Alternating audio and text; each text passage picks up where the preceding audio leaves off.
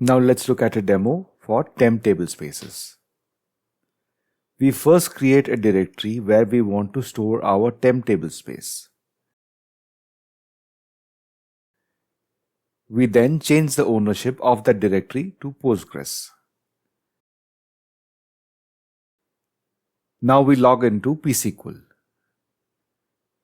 And we create a temporary tablespace named TempSpace.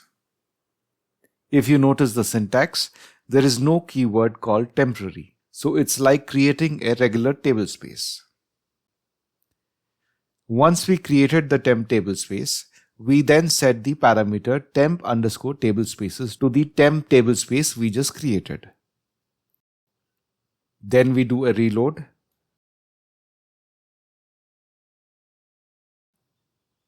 Now let's see the value of the temp tablespaces now. Next, we create a temp table. If you notice the syntax, we specify the keyword temp in it. Since we defined the temp_tablespaces parameter, this temp table will use that temporary tablespace. Okay, so the statement completed. I have another session opened in parallel to monitor the temp space used at the OS level. I go to the /temp location.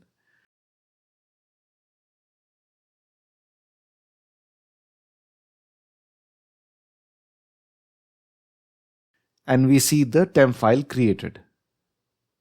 This temp file is only valid for this particular session, and as soon as I exit this session,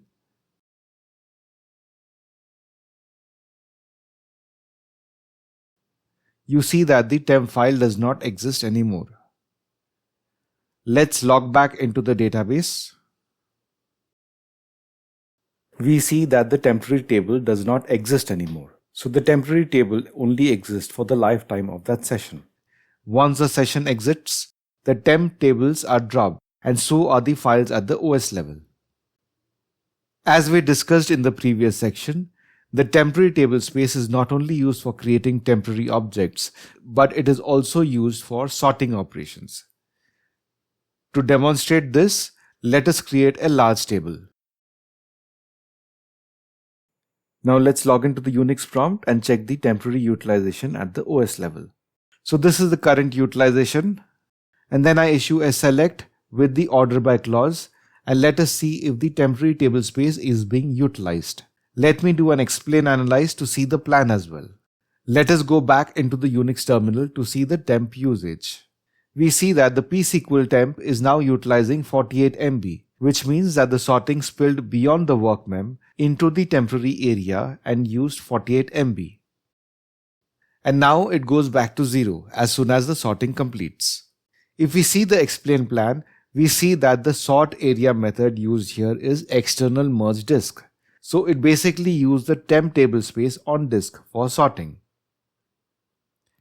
As we had discussed in the previous section, there is a very tight correlation between the work mem and the temp tablespace. Work mem is allocated for each session which is connected to the database. Initially, the query uses the work mem for any kind of sorting operation, and in case it runs out of space, only then it starts using the temporary tablespace.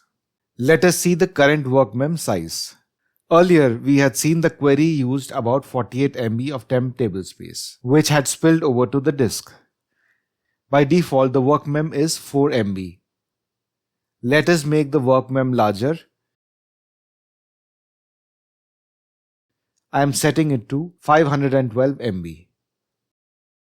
Then we save and restart. Now let's log back into PSQL and re-execute the previous query again. Let us also monitor the utilization from another terminal. As of now, it is 0. Let me fire the query and monitor the utilization. As we see, there is no temp utilization yet.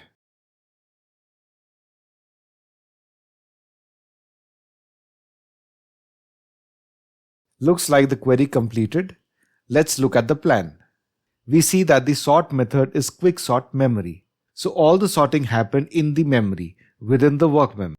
We also see the execution time is quicker when it is done in memory compared to the previous execution which used the temp on disk. This brings us to the end of this demo.